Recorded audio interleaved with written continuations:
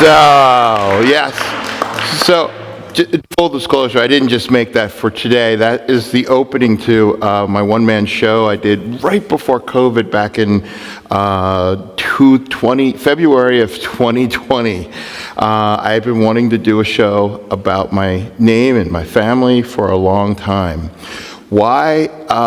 Because our names are our identity. They don't tell the whole story of who we are, and yet people right now are being arrested and deported, being detained because of their name. Throughout history, your name could gain you access to things, or it could land you in jail. It could get you killed. Some change their name to seek anonymity. Some seeking fortune and fame, and some others, even after finding spiritual enlightenment, change their name. What about your name? Does it tell who you are? Does it allow you to hide or be safe? Or does it expose? So, my name is Rodney Wittenberg, or more accurately, Rodney Luther Peter Joseph Wittenberg. Rodney is my first name. Luther is my middle name, which is my dad's first name. Peter and Joseph are my baptism and confirmation name.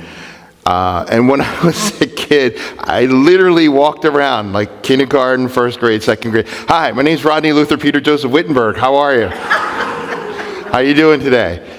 And sometimes my teachers go, Rodney, that's Rodney Luther Peter Joseph Wittenberg.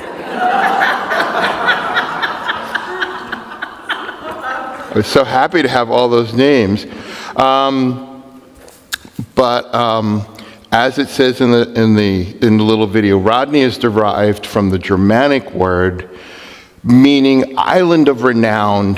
Well, it doesn't say that in the video. Island of renown or fame. And of course, Wittenberg is White Mountain, and Wittenberg is a place in Germany where a number of interesting things happen, which I'll talk about in a little bit. But what's in a name? O Romeo, wherefore art thou? Deny thy father and refuse thy name, or it will be thy sworn love and no longer be a Capulet. This but the name is my enemy. What's in a name? That we call a rose by any other name would smell as sweet? Oh, if that were true. I mean, it is true. I mean, a rose, whatever we call it, is still going to smell sweet. But the meaning, the context, the relationship to it can change by what we call things and what they're named. At least for me, growing up in this, sad to say, racist, sexist, patriarchal, Eurocentric world, your name was not only what you were called, but it was code to let people know who you were. Can we put up so one of the things my dad would walk around with, or show often, and this was so odd that we had this at our house, but can we put up the coat of arms? I think that's the one right before that. So that is the Wittenberg coat of arms that I was introduced to when I was about 5. It was on the wall in the basement. And again, my dad grew up really, really, really poor. And there was something about wanting to assimilate, to be somebody that he felt deeply inside of him. And the fact that we had a coat of arms, he just was in love with that. So it hung on the wall. And I hadn't looked at this in probably about 40 or 50 years. And when I saw it, I'm like, maybe I'll put that up in the house and just confuse people. This will be a fun thing to do. Because it is, obviously, it's the crest from a very noble, I didn't use that word loosely, a very noble German family who were named Wittenberg. Your name in America sometimes also told people what ethnic group you belonged to, or what class you were from, or where you were from. Historically, your name was also associated with the thing you did. Obviously, people know. In a small town, if your name was Shoemaker, what did you do? You made shoes, exactly. I guess my name would be musician, filmmaker, I guess. That would be my last name, I guess. I don't know. But it did tell you what you did, but it also gave a sense of where you sat in class. And, in Europe, it was very hard to move between classes. It's hard here too, but it's possible. But that name still carries a story. It carries weight. At Ellis Island, names were changed or shortened to make them sound more American. I've heard recent stories where, and it blows my mind, recent stories where people try and lighten that story up. Oh, they were just friendly changes of names. They weren't mean or nasty to the people when they came in from other countries. But I've also heard stories in the past where people went through a lot of trauma in just having their name dismissed and changed and told, you're in America now, you're done with that.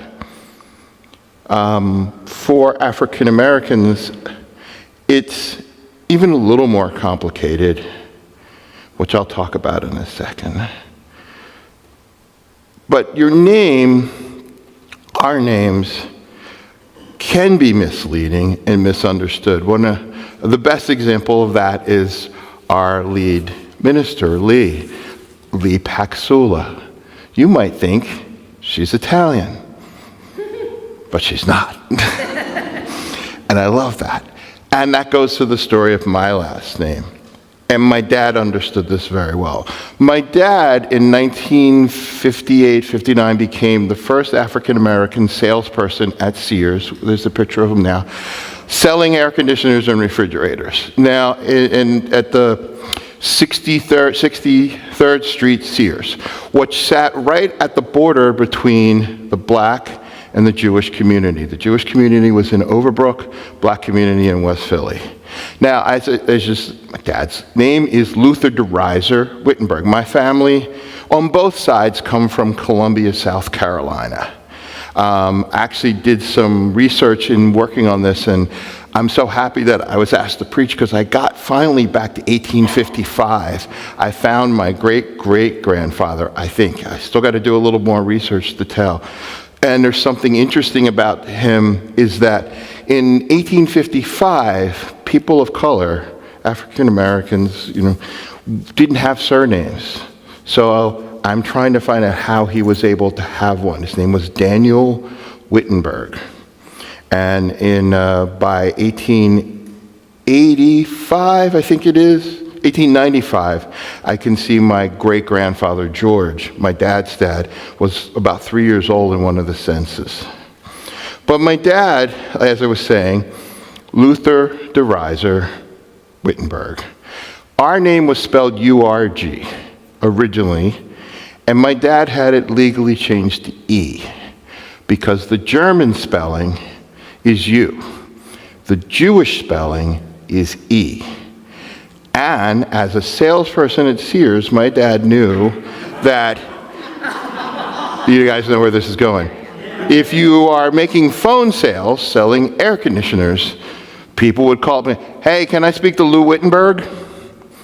Lou Wittenberg and Faye, my mom's name, Faye Moline, Luther and Faye Moline, Luther DeRiser and Faye Moline became Lou and Faye Wittenberg.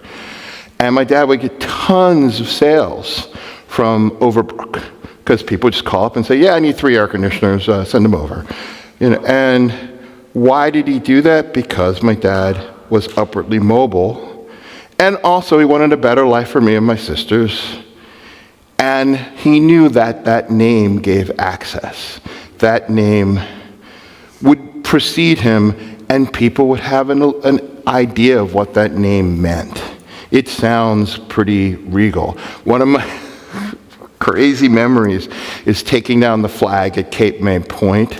This would always happen as a kid. My dad would get us into these things like, and now the Wittenberg family will take down the flag. And then we walk out and you just see people's heads turn and they're like, what? Again, a name can change things. Now, my first name, I know where I want to go, right. So it's a dominant thing in our culture. You'd be surprised, and this may make sense, or you may not be surprised, but here are some famous people's names that you may know. I mean, everyone maybe knows this. Karen Elaine Johnson? No? That's Whoopi Goldberg. What about Eric Marlon Bishop? That's Jamie Foxx. This is one of my favorite ones I found. Izzy Dominski. Nobody? Would you go see a movie starring Izzy Dominski? It's Kirk Douglas. This one killed me. Mark Sinclair. Sounds like a salesperson, doesn't it? Hi there, my name's Mark Sinclair. I'd like to sell you a used car. That's Vin Diesel. Catherine Elizabeth Hudson. Anybody? You know who that is? No? Katy Perry. So and when you look at those names, it does say something about our culture. I mean, Whoopi's always been asked why she changed her name, and she said it sounded like a comedian, and a lot of successful comedians were Jewish, so she kind of took that name. I mean, Jamie Foxx just there's something strong it sounds like. But I think these ideas that we have are just programmed in us from the culture we're in. Why wouldn't Eric Bishop sound strong? It just doesn't have that sound to it. And it's something that I think that we learn about these identities that we have based on our names. So here's a shot of some famous Rodneys. And you're probably immediately going to wonder, why isn't Rod Stewart up there? Because he's a Roderick. He's not a Rodney. And what's interesting, as I was working on this, things pop into your head. I was going to say how much my name suits me. I really have come to really love my name because it represents the different parts of me. Rodney is the awkward, geeky, nerdy, nervous, the part of me that studied electronics and then said, I'll build a synthesizer. The part of me that walks around and wonder all the time going, look at that. Oh, it's the moon. The part of me that will say the inappropriate thing at the wrong time because I'm just so, what should I say? I don't know. Who should I be in this moment?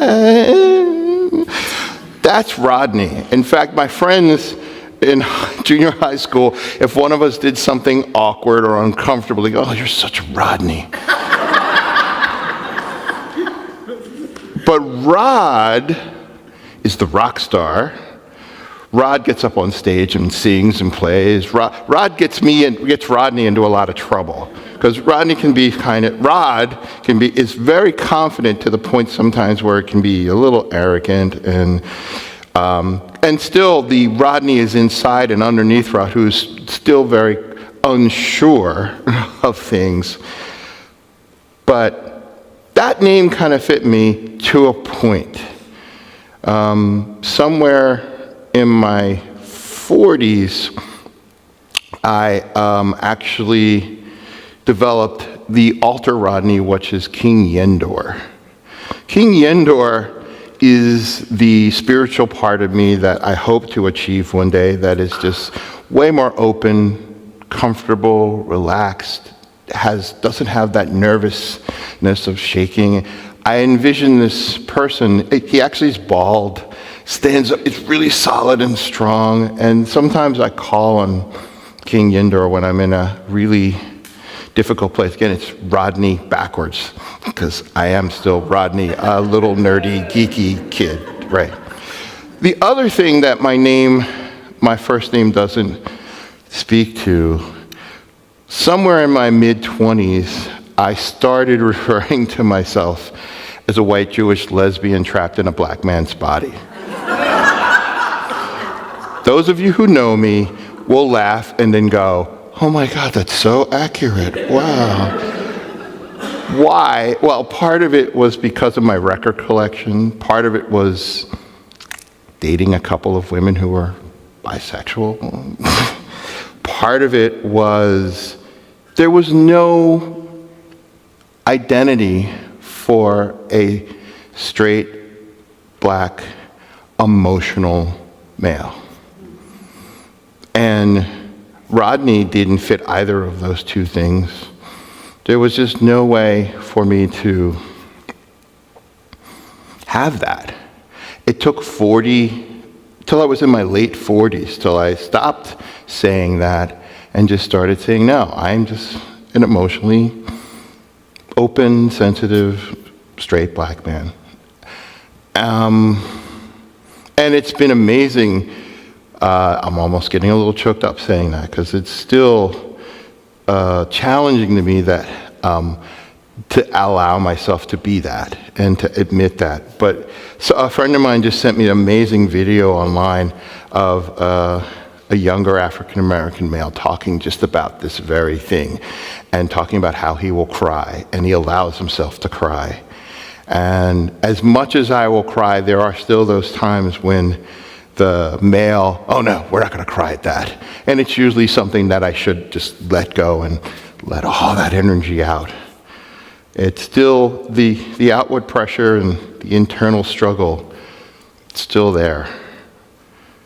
But yeah, being a emotionally sensitive, straight black man, it's a identity and name that I really work to own.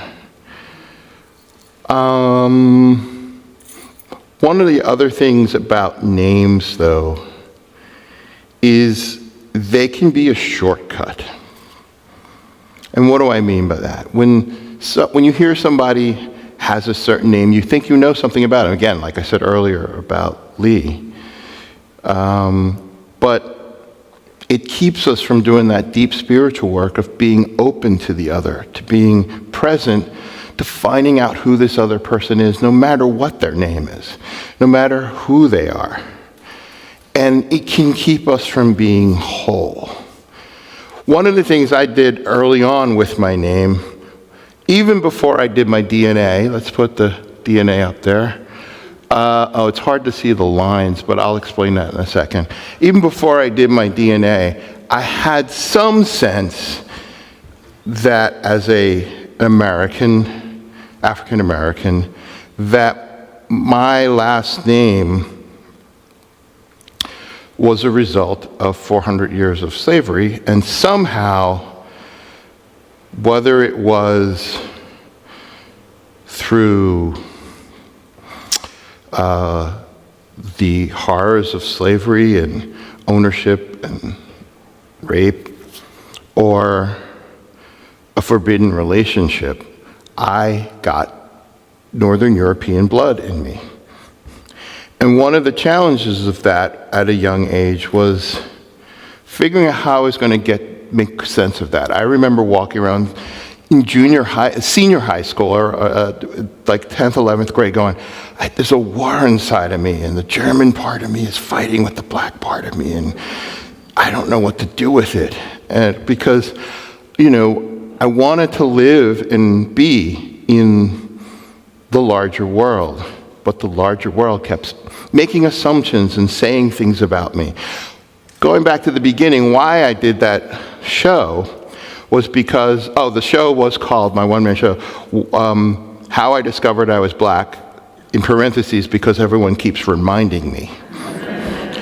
Because as I went out into the world, and inside my family, there were constant reminders of, well, you can't do that. Why? Well, black people don't do that. Oh, I didn't know there was a rule. Okay. And then I go out into the world. Oh, well, you can't do that. Well, why not? Well, black people don't do that. And I would go, but I just did it. And I'm a black person. Don't I count as doing that? And it would always be crazy to me because the Rodney would then go to the library and look stuff up and go, there's a whole bunch of black people doing that. What are they talking about? I know there's tons of, like, there's a black tennis player. There's a black hockey player, and he's amazing. I don't understand these people. So there's a way in which our name can limit us and hold us back. But also, it can give us entree into things. One of the other stories I wanted to share, I had a friend who was a fellow musician, and he would call me up and say, and he's African American, he'd say, Rod, I need you to do me a favor. I go, what? Your name has entree. I'm trying to get tech support, and I don't seem to be very successful. Can you call them for me? And the pain of that was like, whoa. But I said, yeah, sure.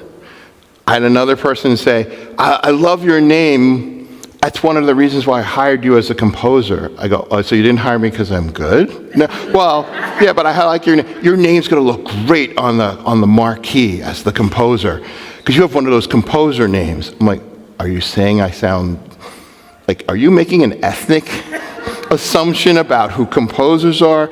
And yeah, they were.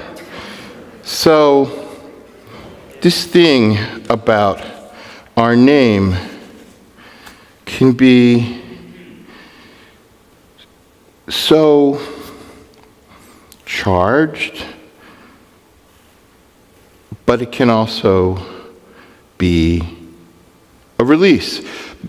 In the story of Jesus, when he meets when he finds Paul and John and the followers, they all changed their name, or many of them changed their name because they had a rebirth. One of the most famous rebirths is Cassius Clay. He became Muhammad Ali when he discovered his faith. So sometimes that name has power because it represents something for us. Or I think of Malcolm X, who decided he was going to give up his European name because it didn't fit him anymore and it was destroying him. So he became X. And that was a huge thing for many people, including myself, because it let me know that it was possible to be something other than how you're defined by the name that we're given at birth. So,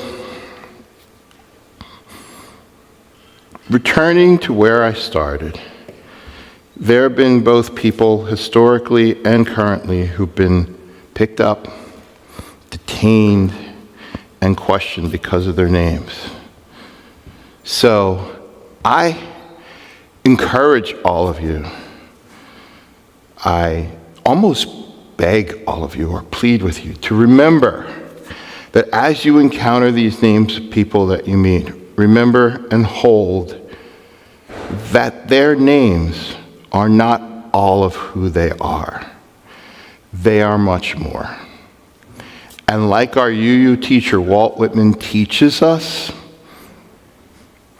do I contradict myself? Yes. Well, then I contradict myself. My name is Rodney Wittenberg.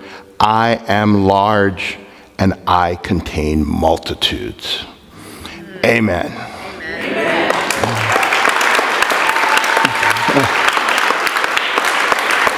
I'd like to invite the band back up. And we're going to do our last song.